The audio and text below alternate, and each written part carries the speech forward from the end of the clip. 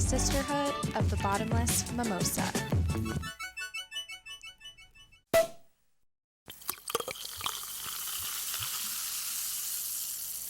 What's up, guys? Welcome back to the pod. This is Melissa, and you're listening to Mimosa Sisterhood, where we pop bottles and celebrate the world's greatest women. Today, we have got another Everyday Woman series where we get to talk to an awesome woman out there in the world with an inspirational life story who is kicking ass and taking names. And I'm super excited about this episode because it hits really close to home. You might have heard me mention several times in the past on this podcast that I was diagnosed with hypothyroidism right around my 30th birthday. This was a huge shock to me as I had no idea I had any kind of thyroid issue. But nevertheless, this diagnosis was an absolute godsend because my body was fucked up. I had been experiencing symptoms of hypothyroidism at least 5 years before I actually got diagnosed. And while I was super upset to find out I had a thyroid issue, I was also just like totally relieved that I finally had some kind of answer as to what had been going on with my body. I was experiencing very severe temperature issues. And what that means is I would be sweating profusely when the temperature was completely normal. Or I'd be so freaking cold, you'd think that I was in Antarctica when I was just sitting in like a regular temperatured room. So I had these super weird experiences of hot and cold feelings, almost like menopause. But no, guys, I'm not that old yet. And I also have experienced some pretty wild amounts of hair loss. I do not have any patches really in my hair, but the amount of hair that comes off my head in the shower is alarming. Just ask my boyfriend. And I also have had some very tremendous challenges losing weight. So my diagnosis came back and I had hypothyroidism, and my journey trying to understand what that is, how to fix it, how to manage my life differently, to live with hypothyroidism, it's been a complete nightmare. So I did what any millennial does in the year 2021, and I went to the internet. And I was so lucky to have found several women on the internet who were open to sharing their own personal stories, one of which I will be talking to today on the podcast. This woman is Needhee Rathore, and she is a personal trainer, a nutrition coach for women with hypothyroidism, and she also has her own program called Hypothyroid 365, where she works with women of all ages that have hypothyroidism, and she helps them manage their weight and improve their quality of life by providing support to make healthier choices without a restrictive diet. So Needhee has experienced her own very tremendous thyroid issues. She had thyroid cancer. She eventually got Hashimoto's and hypothyroidism, which she will talk about a lot more in this episode. But she knows the deal. She's been through this shit, and she has created an incredible program for women like myself who have been struggling to figure out how to live a normal life with a thyroid issue. So I'm super excited to have her on the show, and she is going to spit some facts and figures, and I'm just so grateful. So if anybody out there listening has hypothyroidism or any kind of thyroid disease, this episode is absolutely for you. It is jam-packed with such incredible information. Needhee knows her shit. And also, follow her on Instagram. Her Instagram page is just like jam-packed with so much incredible information for people like myself who are just lost navigating this illness. So before we get into it, just a few friendly reminders. If you haven't yet, I would love more than ever for your support on Apple Podcasts. If you are able to take a little time out of your day today to give us a 5-star rating and a written review, it's the quickest, easiest, and cheapest way to help support Mimosa Sisterhood podcast. And I read every single one of your reviews, and I appreciate all of you more than I could ever truly express. Podcast merchandise is still in the works. It's coming mid-July, so stay tuned for more information on that launch. And I've got a lot of other really cool shit coming down the pipeline that I can't wait to announce as it gets a little bit closer. So thanks again for everybody that tunes in every week. I love you. I appreciate you. You're the real MVP. And without further ado, let's get into the show. So everybody give a huge round of applause to Needhee.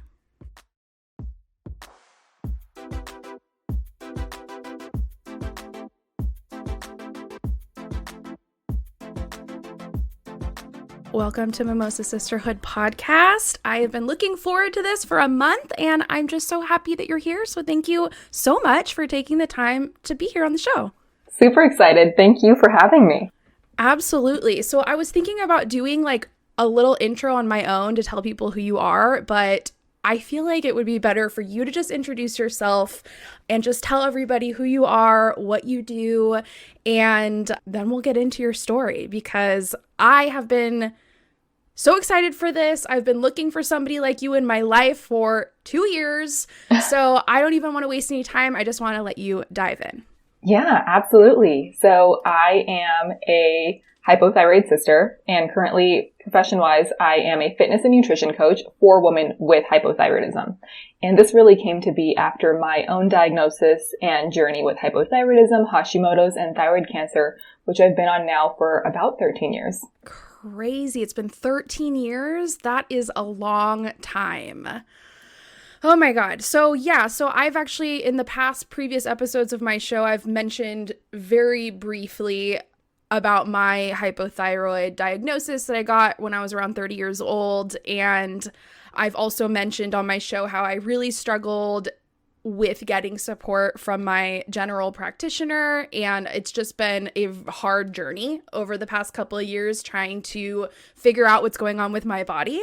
So I have been looking for resources just out in the World Wide Web, finding other women who have gone through a similar experience and just seeking support from them on how they have either managed it or learned how to improve it. I don't even know if you can heal it. That's why you're here. You're here to tell me all the things that I don't know about it. So I've just been super excited since I found you online. You have a fantastic platform. Your Instagram page is full of so much incredible information. And I'm just so excited that you're here because this is the first time since I got diagnosed that I've been able to speak to somebody directly about this. I wanted you to start by just telling a little bit about your diagnosis, the beginning couple of years of being diagnosed and what that was like for you and, the steps that you took to either get medication or support or healing. And then also later in the episode, I would love to get into what even is hypothyroidism. I think so many people have no clue what this is. So we'll start with just you and your story, and then we'll get into the education after. Yeah, that sounds great. I think a lot of us, when we're diagnosed with any condition that tends to be lifelong, everything tends to snowball really fast. And that's what kind of happened in my case as well. So when I was 17 years old, it was a senior in high school, and the most important thing in my life at that time was 1, getting into college, and 2, finding a prom dress. That was fire. That's all I cared about. That's all I really wanted in life. Those were the only 2 things that really mattered. And I remember being a senior in high school, being one of the few that didn't have her driver's license. So my mom drove me from mall to mall in the Bay Area of California to find the right, perfect prom dress, right? And it was during this season of trying on prom dresses that I ran into a lot of just body insecurity issues, or everything was coming to surface. Like I knew I was kind of always insecure, but then you're trying to like look perfect for this like one super important night. And every dress I'd like try on, I felt like I looked like a potato. Mm-hmm. And it was during one of these like dress fittings, so to speak, that my mom was like, "Hey, Needhee, I think there's like a mass in your neck. Like your neck looks really big." And I completely blew her off because my mom tends to be kind of hypercritical anyways. And that's just kind of how our culture is. I have an Indian background. I'm just very used to my mom just being like, "Hey, that's wrong with you." Yeah. And so when I'm like putting on this dress, I think I kind of liked it. And she's like, "Dude, your neck looks kind of big." And I'm just like, "Whatever, Mom. You're just so not supportive.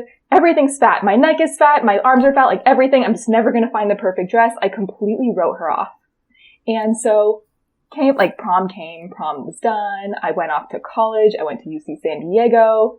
And it wasn't until a year later, like after I finished my freshman year of college, that I finally went home for the summer. And that mass in my neck had grown. It was larger than the size of a large egg. Oh my God. I remember going home to my mom and she's like, "That needs to be checked out. That is not just you putting on weight, or it's not just you being fat. There is something going on."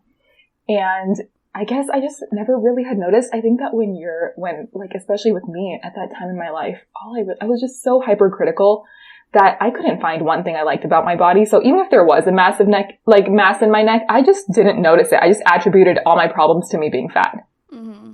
Right. And so I went home. She's like, "We need to get this checked out." So we did. I was immediately told it was thyroid cancer.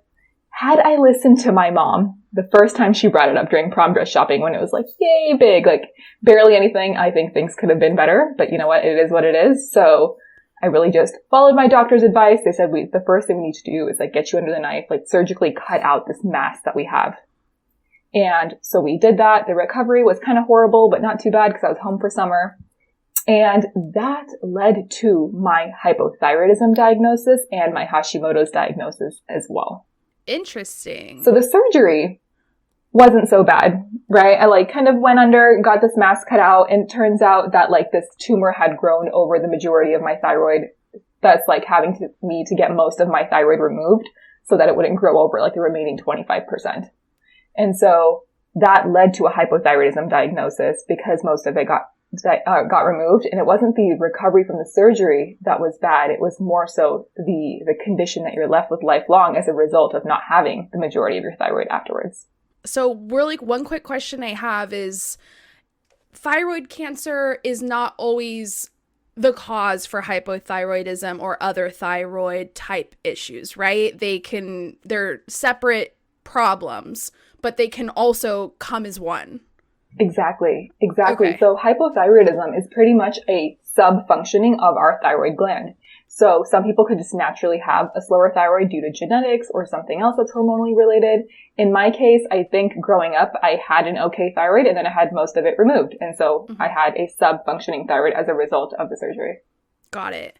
And so how did your doctors that you were already seeing when you had the thyroid cancer experience with them and they diagnosed you with it, were those the same doctors that then later told you also have Hashimoto's and hypothyroidism, or did that come years down the line? Yeah, so that actually came quite a ways later. My surgeon at the time really just cared about my recovery, right? And I was never told that, hey, you're going to have hypothyroidism now, or you have a really high chance because you barely have a thyroid. No one told me any of these things. And I went back to college where I wasn't seeing a doctor regularly. So it's like I had a summer break where I got my surgery done, got my tumor out, and I was back into school. And so I quickly put on about 45 pounds over the span of 9 months. Wow. Pretty much having changed nothing. I say that I changed nothing, but in hindsight now, I can say that I definitely did eat more. It did affect my mental health and my habits did change, but it was so gradual and the body change was so fast, right? So I quickly went from about 125, 130 pounds to 175 in about 9 months. And it was still during this time where I just couldn't figure out what it was. But it was after this weight gain where I just was suffering from major self-esteem issues, major body image issues, that I realized that something needed to get checked out. And so that's when I finally like went to the doctors and they got my thyroid labs tested. And I told them that, hey, I had most of my thyroid cut out. And that's when they're like, dude, your thyroid levels are completely off. You need to be on medications. I'm surprised no one told you this. Did you have any other symptoms other than the weight gain? Yeah, I would say I was losing a lot of my hair. I had bald spots for days. I had lost like at least a third of my eyebrows on both of my eyebrows. Oh, wow. And let me tell you, I was a college student at the time with no money. And I remember walking over to like the local Target and clearing out those $1 e.l.f. eyeshadows, the brown ones. And I stockpiled at least like 15 of them. And that's what I would use to fill in like the bald spots in my hair, in my eyebrows. And I'd like put a ball cap on to go to class and like feel somewhat normal. So the hair loss was a big thing. I had like a cold intolerance in that I was always cold. And that's just something I kind of had my entire life. So I didn't really make much of it. I was just like, whatever, I'm the girl that's always cold. So that cold intolerance was a big thing. The hair loss was a big thing. The energy levels just being non-existent, like being so fatigued all the freaking time was a massive one. I also suffered from a lot of like GI issues. So like constipation, not being able to digest things, like kind of having massive reactions to every little bit of food I ate. That was a big thing as well, on top of the most salient thing, which was the weight gain.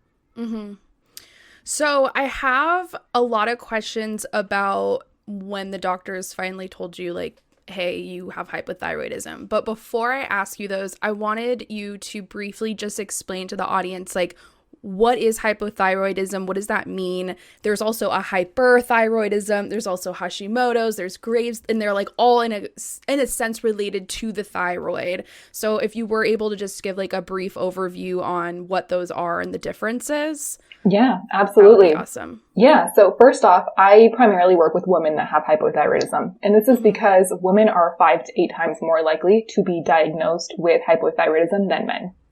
And 1 in 8 women has hypothyroidism or a thyroid disorder today. And so what hypothyroidism is pretty much a suboptimal functioning of the thyroid gland. So the thyroid gland is this little gland that's like butterfly shaped in the base of your neck. So it has 2 lobes and it regulates your metabolism. Now, oftentimes when we are talking about metabolism, and like outside of the science field, like normally, like when we talk about metabolism, we think, well, she has a fast metabolism. She can eat whatever she wants and she doesn't put on weight, right? That's how we normally talk about it. But when we're talking about metabolism in the context of science, your metabolism actually has nothing to do with weight gain or weight loss. It is very literally the sum total of all of the reactions that happen in your body. So your thyroid controls your metabolism. And when somebody has hypothyroidism or a slowed down thyroid, they do have a slowed metabolism. Yes, but that doesn't just mean they gain weight. It's much more deep than that. It's much more complicated. So when you have a slow metabolism, this means that all of the functions that are vital in your body can slow down. So like your energy levels get slow. Your heart rate can get slower or faster depending on where you are on the spectrum. It can slow down the other hormone production in your body. It can slow down your digestion. And so what a lot of us women tend to see is the weight gain and the hair loss because it's most visible, but it's really the fact that everything's kind of slowing down that causes the hair loss, that causes the cold intolerance, that causes the fatigue. And that is what hypothyroidism is. Now, on the opposite extreme, we have hyperthyroidism. And so a lot of those symptoms tend to be the direct opposite of hypothyroidism. So you will see like a very, very fast heart rate. You will see weight loss at times.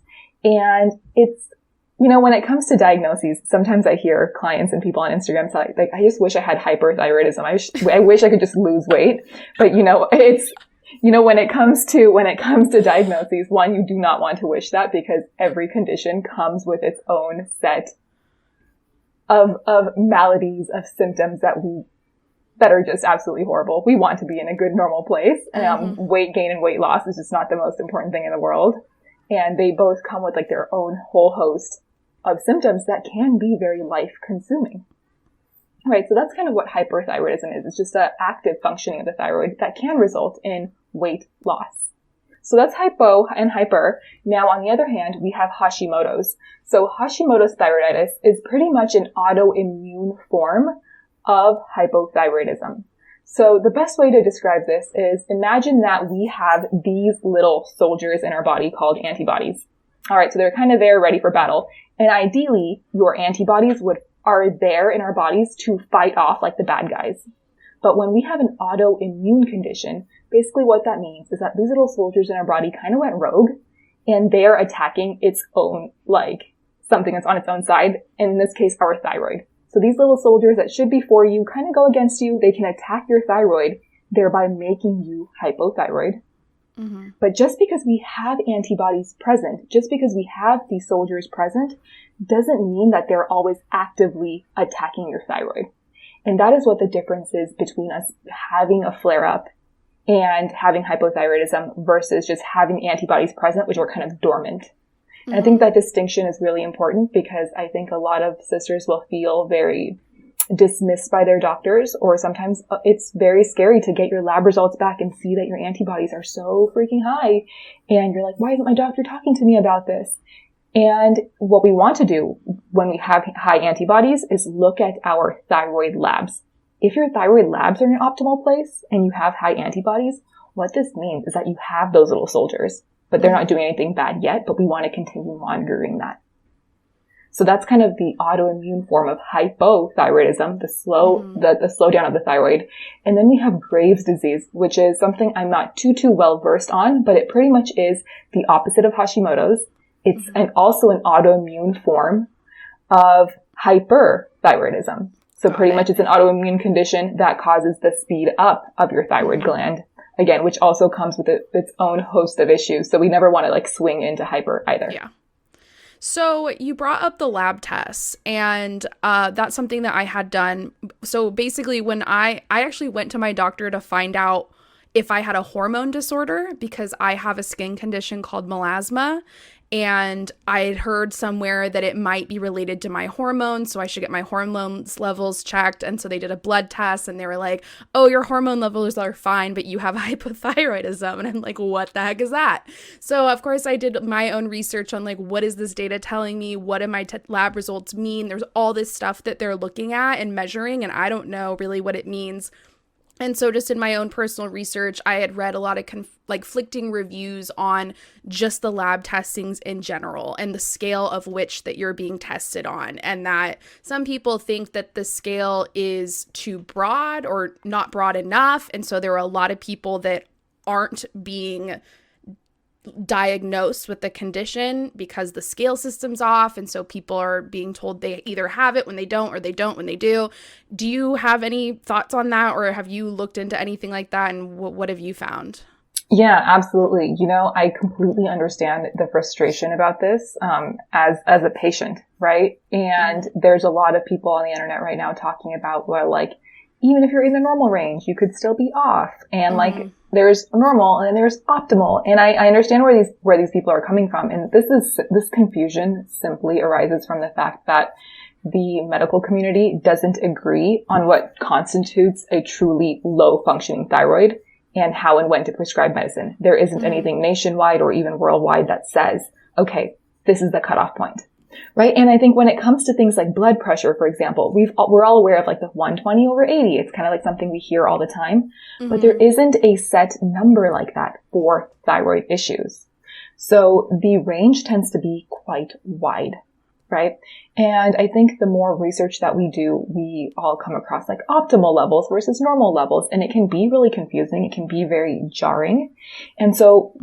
And again, because there isn't one thing where there isn't even like one optimal range and there isn't one normal range. And so my biggest goal as a coach is to have my clients and anyone that's listening to be proactive. And I don't want you to just drive yourself crazy in your head, because the goal at the end of the day is for us to be able to take action and actually empower ourselves and increase the quality of our lives through the knowledge we're acquiring, versus just kind of going nuts and feeling really confused. So what I like to say is this: whatever doctor that you have, they're going to have their own scale on what they consider to be normal. At the very least, you want to be normal within whatever their scale is. right? It's very rare that if you're going to be outside of normal with whatever skill your doctor has and that you're going to be optimal somewhere else, right? So make sure you're within the normal range of whatever your doctor says is normal first. And then as you're put on medications, and whenever you're put on a new thyroid dose or a new medication, you're going to be going back every 6 to 8 weeks to get tested to see how that's working out for you. And what you want to do is when you get on a new thyroid medication is keep a notebook and keep track of your symptoms. The only way to find out what is normal for you is by comparing your labs to how you are feeling in your real life. Right? You may come across, say, an article online that says, these are the optimal functional thyroid levels. Okay, cool. So let's just say you find that table. And if you hold that table as gospel, and let's just say your levels are within that, and what if you still feel like crap? Are those still optimal thyroid levels? Yeah. No, totally. right? Right. And what if you actually felt better before you subscribed to the optimal chart when things were a little more normal and not optimal, but they were actually optimal for you, right? And so from this, what I really want listeners to take away is that you need to be a critical thinker when it comes to your thyroid and your body and your symptoms, right? We cannot outsource what optimal is to anyone else. You can outsource understanding symptoms to anyone else. There's no amount of money or anything that you can pay someone to have them tell you what is optimal for you, right? So it really is this combination of being collaborative with your healthcare workers and having them take care of the medication side of things. And then you're proactive while keeping note of your symptoms and going back and telling your doctor, hey, you know, when we bumped this up this much, my energy has been great. That is very valuable feedback that for you to know and for your doctor to know, because let's just say you go back 6 months later and then your medication gets bumped, say another 25 micrograms. Okay. And now you realize that your heart is just beating really, really fast all the time, even though your labs are supposedly in a better place. This is also very important information because at the end of the day, what matters the most is your quality of life, right? And so really what we want is it's really this tandem of looking at your labs, keeping a note of your symptoms, because what is optimal for you is also going to change. So, for example, one example that comes to mind is during pregnancy. So during pregnancy, our load on the thyroid, the demand of the thyroid just goes up quite a bit. So what is normal during pregnancy is not going to be what's normal during your day-to-day. And so again, it really comes down to you working with your doctor for the medications and labs, but also you keeping a track of your symptoms. Totally. 2 questions that I have is okay, so first in regards to medication, when you're put on thyroid medication, is this really a lifelong thing, or are we able to get to a place where our bodies have kicked out the hypothyroidism or they've beat it? Is this a curable disease, or does it ever go away, or does it just kind of get better, but it can come back later in life? How does all that work? Yeah. So hypothyroidism is for the most part a lifelong condition.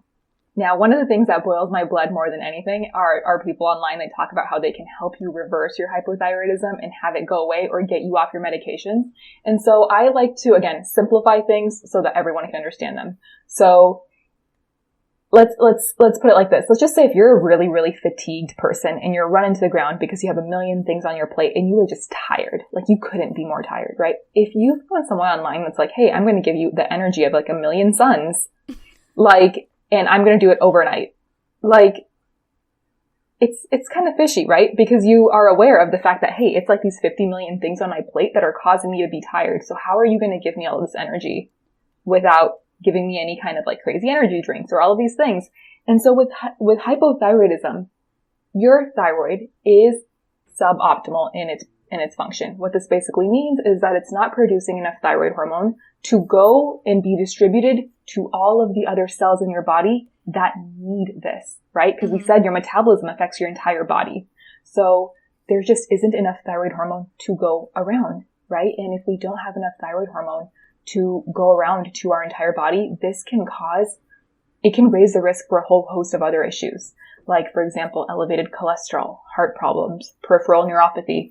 This is pretty much nerve damage, and it can happen in the legs, or infertility, miscarriages.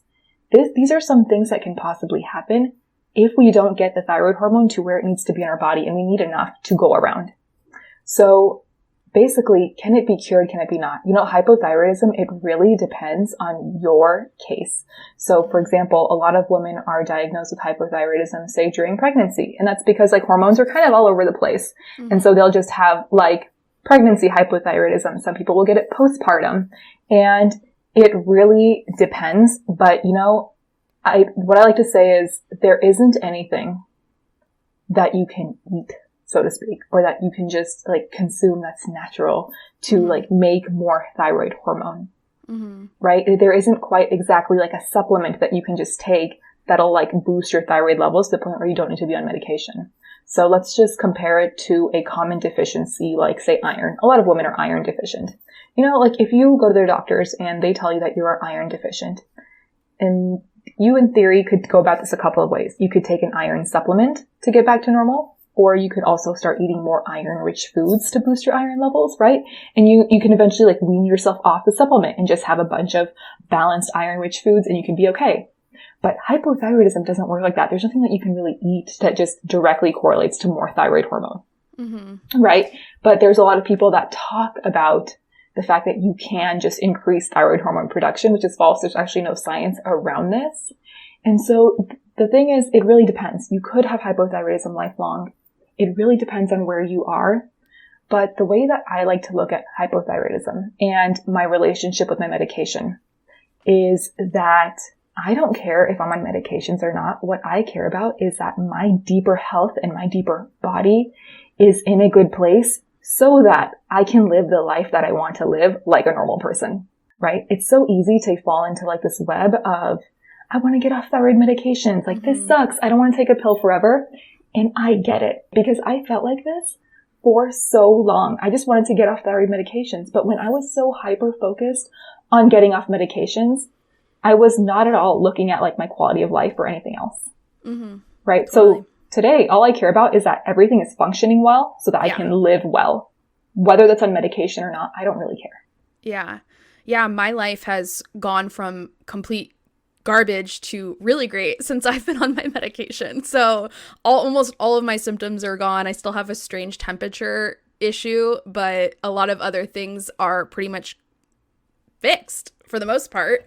But I also hear so much conversation around stress and how stress is a major cause for people developing hypothyroid or other thyroid issues.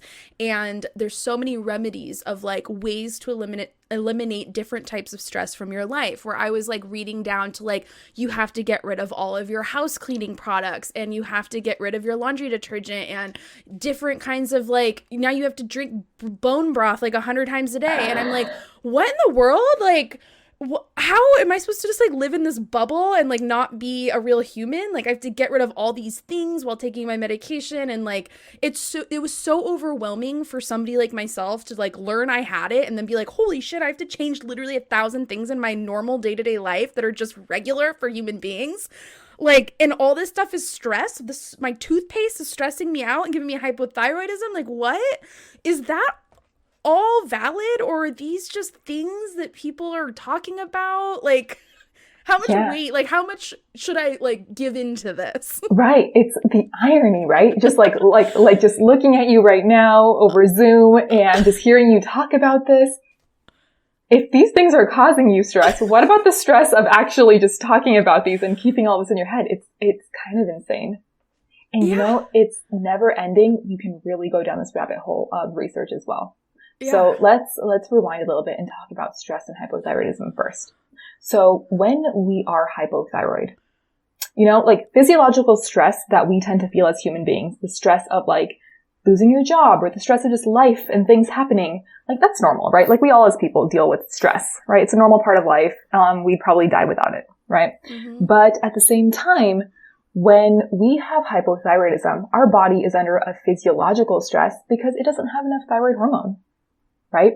And so that is a stressor. Hypothyroidism in and of itself is a stressor on the body, right? So your body is one system.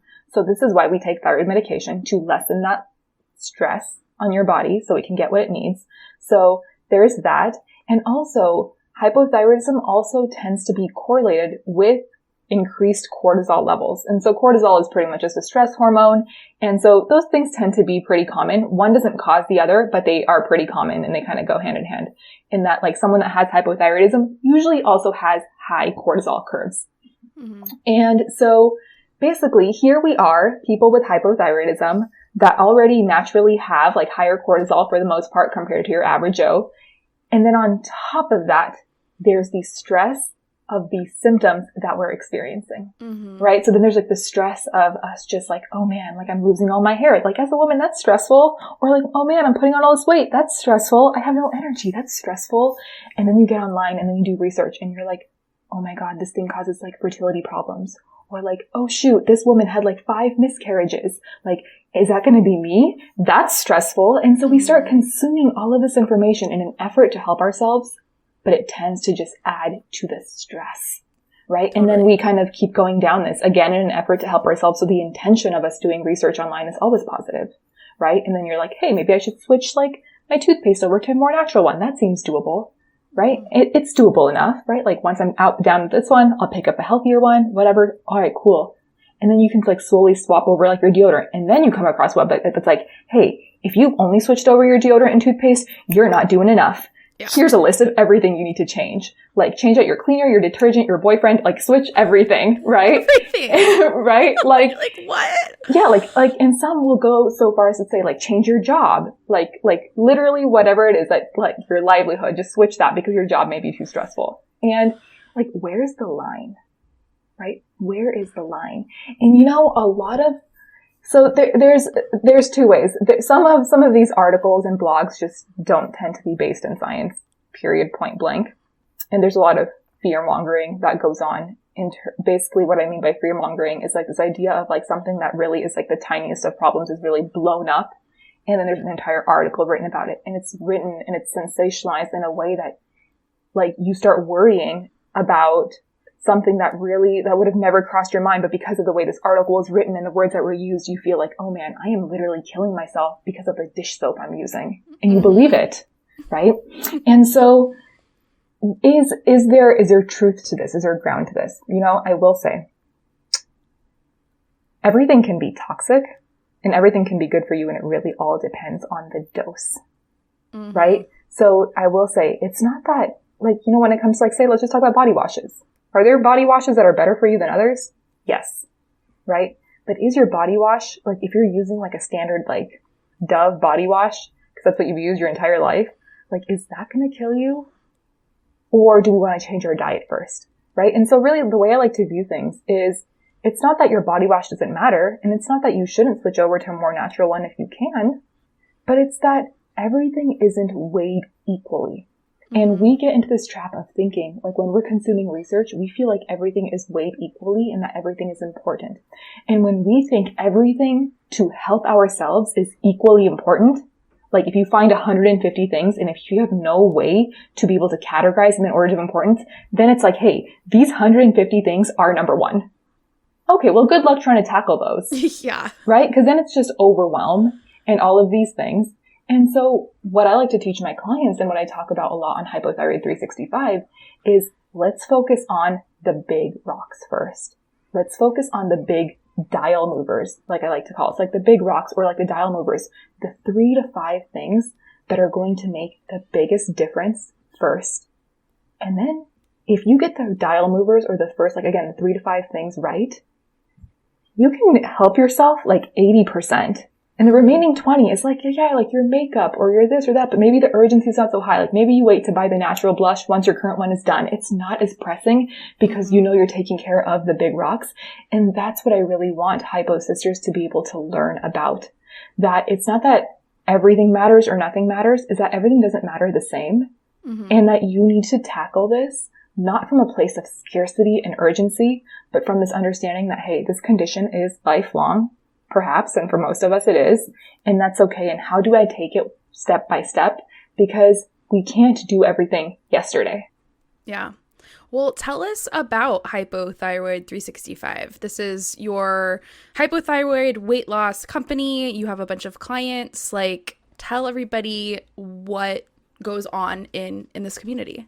Yeah. So Hypothyroid 365 really started off as a nutrition and fitness coaching company, which is what it is. I'm a personal trainer. I'm a licensed nutritionist, amongst a whole host of other things. And I also have this condition myself. So I currently work with women who want to lose weight with hypothyroidism, yes, but really the true mission of Hypothyroid 365 is to show women with hypothyroidism that they can live their best lives with this condition, right? As a coach, I want to be able to tell women that yes, we all have a very real health condition, but we're also like not disabled. Mm-hmm. Like I want to be the coach that's like, hey, these are the cards that we've been dealt and I know they kind of suck. So let's all just throw them on the floor and be like, this sucks. Mm-hmm. And then let's all pick them up and learn to play with these cards because they are the only cards that we have.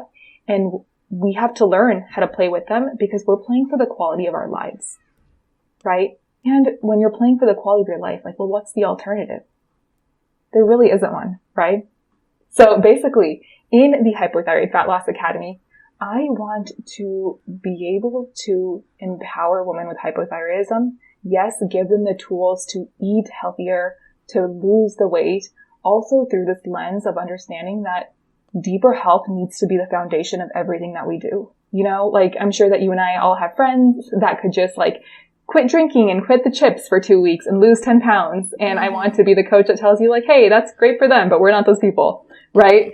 And understand that, hey, because we have this health condition, like everything that we need to do needs to have a foundation of deeper health, but we can still lose weight. We can still live our best lives.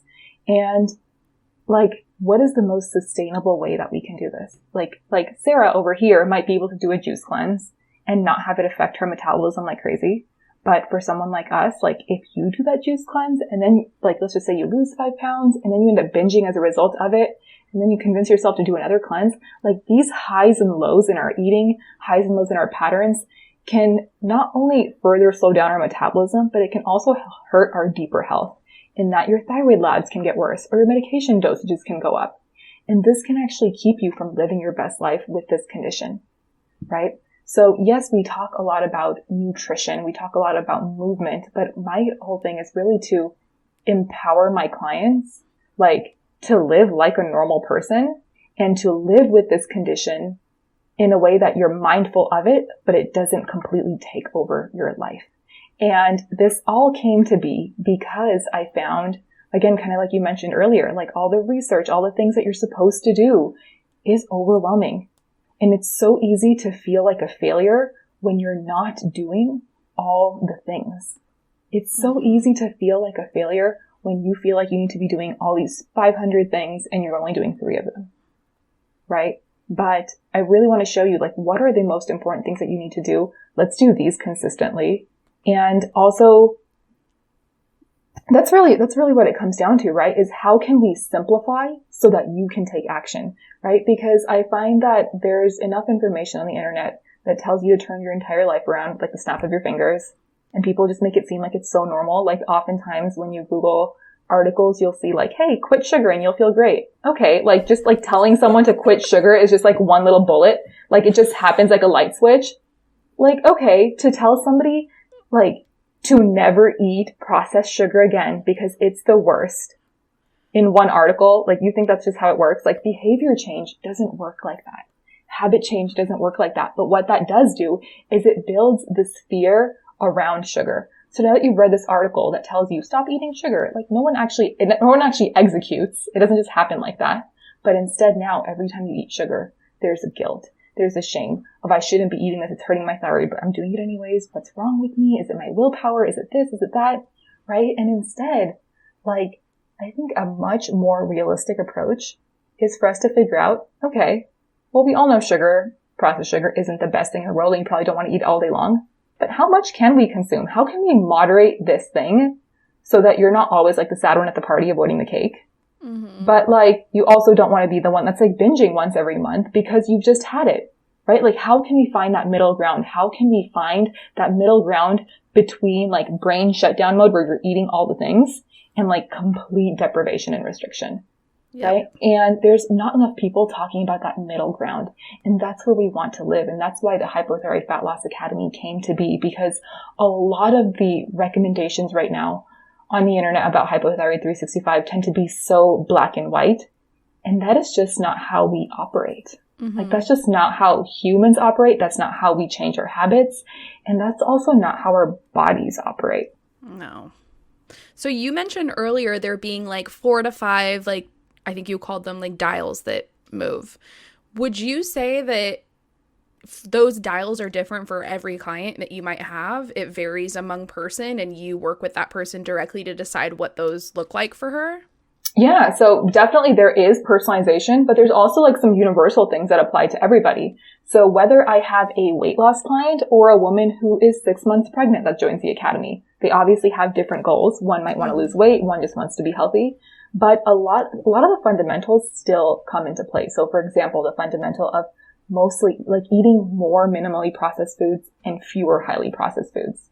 Like that is pretty standard across the board. Or consuming more protein, trying to have like say a palm's worth at every meal to reduce your hunger and increase your satisfaction. That is kind of universal as well, right? And then after that, adding on another layer of prioritizing more colorful fruits and vegetables, right? Trying to have a serving at every meal. So these are some dial movers that apply to everyone, right? And I think sometimes when we have hypothyroidism, it's so easy to get into this mindset of thinking, well, I need the most specialized, the most hardcore plan because I'm special and I'm unique and I have like this condition. Well, and you know, at Hypothyroid 365, what I want to say, the message I kind of want to give out is, yes, we're all special, but we're not all such uniquely special unicorns that there isn't anything universal that applies to all of us. Like vegetables will always be good. Protein will always be good, right? Shifting away from highly refined carbs to slower digesting smart carbs a few times a day is always going to be good for all of us. And I think that sometimes when we get into like these like minute research details, it's easy to forget that like the fundamentals of healthy eating still apply to us. In fact, those need to be taken care of before we go and switch out our deodorants. Yeah, totally. Does your program work where can anybody sign up at any time, or do you have like a certain amount of weeks that somebody would be in the program? Yeah, so the Hypothyroid Fat Loss Academy currently is a 12-week program. And really the way I like to describe it is that it is a habit change program designed to help you, yes, lose the hypo pounds and also feel amazing. It's a habit change program grounded in nutritional science. Because as a coach, my goal isn't to have you lose as much weight as you possibly can in 12 weeks and then just be like, peace. Right? I want everyone to be able to make progress towards your goals. And most of us do have weight loss goals along with like managing our symptoms. But I want you to do that in a way such that you can continue those habits week 13 to life. So as a coach, I spend most of my time thinking about weeks 13 to life rather than how much weight can my clients lose in weeks 1 to 12, right? Because hypothyroidism, again, is lifelong. I would be doing a disservice and I would be out of my integrity if all I focused on was just like 12 weeks of like, let's just get you to weigh as less as you can. Let me get that before and after and we're good to go. Yeah, right. Right? Which is a lot of what you kind of see online, which is why even when I showcase my clients on Hypothyroid 365, it's usually like well after they've graduated from the academy. Because I want to see what kind of life are you living now? Right? Because again, fat loss isn't the most important thing in the world. So coming back to the Hypothyroid Fat Loss Academy, it's for 12 weeks. I run a handful of cohorts throughout the year, and you can kind of see what's happening over at the application that's in the link in my bio. And I do run an application process. And so basically sisters will apply. I get to know them better. If it's a good fit, we'll hop on an interview call. And this is where I get to know you as a coach. I want to see how and if I can help you. I want to see if the academy would be a good fit for your goals. And if it is a good fit, then we'll embark on this 12-week journey together. And my clients fill out a very, very thorough intake form. Everyone gets a personalized nutrition guide. And this isn't a meal plan telling you to eat a half a cup of oatmeal with like 10 blueberries and 3 almonds. But I want to teach you how to go about food, right? Because meal plans, I think, to some degree are something that everyone has tried. Everyone's given an attempt at meal plans. But meal plans don't really work long term, right? We also all come from different cultural backgrounds and different lifestyles, right? Like, I come from a culture where most people tend to be vegetarian and eat a lot of like beans and lentils and rice and like tortillas. And a lot of my clients that are Hispanic, like if I tell them to like not eat corn and beans and rice, it's like, okay, like that's not realistic. Like, okay, just never eat these foods again. Like day one, welcome to the academy. You can't eat these things ever again. That's a strategy that most coaches take with zero consideration into like the person as a human being. Right? It's like we need to meet our clients where we are as coaches to be able to guide them through this, right? I would never want to tell my client that, hey, if you can't cut out rice, beans, and corn, then you're kind of screwed.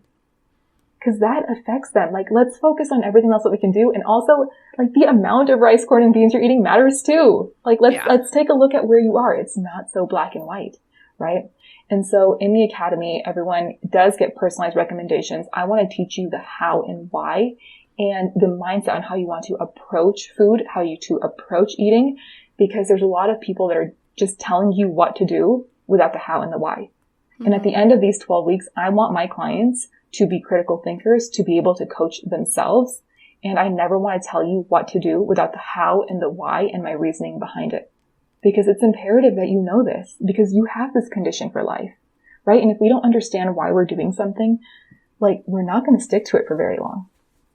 No, right? Definitely not. So that's kind of how the academy runs. I'm currently enrolling for June here in 2021, but we have a cohort about every other month. Awesome. So I know the Sisterhood is huge with you, with your academy, with your brand, your company, and everything. I obviously am a huge fan of Sisterhood. That's what we preach on my podcast. Our entire mission is to just celebrate the unique life experiences of women throughout history and alive today. And so I just want to ask you, which I like to ask all my guests, is like, what does Sisterhood mean to you, or even just to Hypothyroid 365? Yeah, this is an interesting question, because day one, like when I started Hypothyroid 365, the goal was never to like from a branding perspective, it wasn't like, oh, we're a sisterhood because of like the brand. It was just, I think, to me, the Hypothyroid 365 sisterhood is pretty much this idea that hypothyroidism is so prevalent, and we are a collective of women that happen to be joined together via a common diagnosis, right? In this case, hypothyroidism.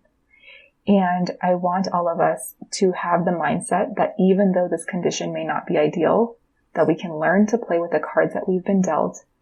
And while we are taking action, we can support others along the way, and that this makes our lives and our experience better in turn. So this whole idea of that we rise while lifting each other up. When Hypothyroid 365 first started, I used to just do one-on-one coaching. But I saw that the results of my clients 10x when we introduced a sisterhood and a community element to it. Mm-hmm. Not because my clients started taking more action, they were one-on-one. It's just because now you're taking action yourself, but you're also supporting other sisters when they're stumbling, right? And it's when they're stumbling and you help them up that you empower them, and you also feel more confident in that you just helped someone else. And now that person can kind of do the same. And it kind of keeps the momentum going. It keeps everything going. And the whole understanding with Hypothyroid 365 is that just because you have a condition that's less than ideal doesn't mean that you can't grow from it and that you don't have anything to give to help others grow from it as well. You absolutely do. And you're never really alone in your struggles. And so a sisterhood, I think, also helps us bond over the struggles. But in that, we can also learn that whatever it is that we're going through that we may feel shameful about, that we may feel guilty about, is not unique to us. Like, we're not alone. Mm-hmm. And I think a lot of when we feel bad, I think that the feeling is exasperated when we feel like we're the only ones going through that. Right? And so it's nice in the sisterhood to be able to say, well, hey, I'm going through this thing. It sucks, but I'm not alone in this. And a lot of power comes from that. Mm-hmm. Yeah, absolutely. That's exactly what we do on the show. We tell women's stories throughout history so the rest of us can be like, oh, wow, that person dealt with that in 1728. Damn, I better take a seat here. Need to reflect for a minute. Cool. Well, before we wrap up, I just wanted to let you either, give any last tidbits that we haven't discussed yet today, anything else you wanted to include that we didn't get to cover, or also just any kind of advice you would have for the woman today that either just realized she has a hypothyroid diagnosis, she just found out, or maybe is just like realizing literally right now that she has these symptoms that we've been talking about and is like, oh fuck, like I better get to my doctor. Like any last things you want to say to her? Yeah, absolutely. I guess my biggest piece of advice is understanding that there is always something that you can do, right? If there was like one message that I wanted to give to everybody is it isn't a nutrition tip or a fitness tip. It's more so understanding that no matter what comes your way and no matter the struggles that you're facing, there's always something that you can do. And this applies especially in the case of hypothyroidism. So yes, your thyroid levels may be off, but what can you do? You can get on medications. There's lifestyle things that you can do. And I want everyone to learn that it's okay if feeling optimal with hypothyroidism takes work or takes hard work. Like you can do hard things and it's worth the work. Right? Like you are worth it and the work is worth it, especially when you don't want to do it. And if you're looking for tactical, tangible things to do, come on over to hypothyroid365 on Instagram. That's where I love to give tactical tips, a lot of mindset tips as well, and share the stories of other women because I want you to see a body of women that are thriving with this condition, that are taking action and doing better so that you can see that you can do the same for yourself. And if you are feeling like you're just diagnosed, you're feeling lost, I'm always a DM away. I do make it a point to respond to every single DM that I get. I sometimes fall a little behind, but give me some time and I will absolutely get back to you. Awesome. Well, thank you so much. I seriously am so appreciative of you just sharing all of your incredible knowledge with us. It was so informative. And I'm just so excited that people now have you as a resource that they can reach out to when they're figuring out they have hypothyroidism like us. I hope they don't. I'm praying for you guys. I hope you don't. Yeah, it's, the sisterhood is great. The collective is great. The condition, not so great most of the time, but you know what? We can live our best lives. We can absolutely. And, thank you so much for having me. Thanks again for tuning in to another episode of Mimosa Sisterhood Podcast.